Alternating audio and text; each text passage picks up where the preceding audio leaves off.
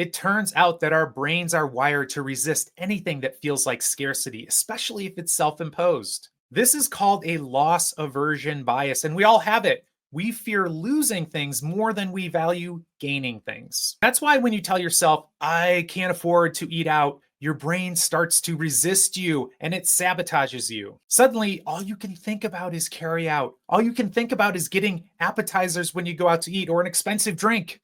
Does that sound familiar? Here's the solution, and it's a very powerful psychological trick. Stop calling it a budget. Seriously, think of it as a spending plan.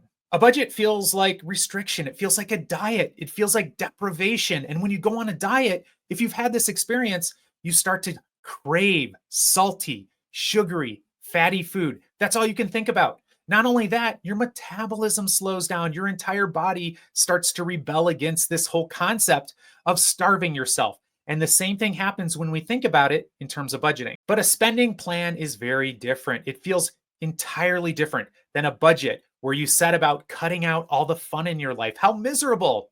A spending plan, however, is where you sit down and you decide what you want to spend your money on. And then you put plan and action and techniques in place to make sure you're spending money in a way that's consistent with what really matters to you deep down. That's where you sit down and you make a conscious decision about where you want your money to go that fits with your values and what matters most to you. It's all about conscious control, not about sacrifice.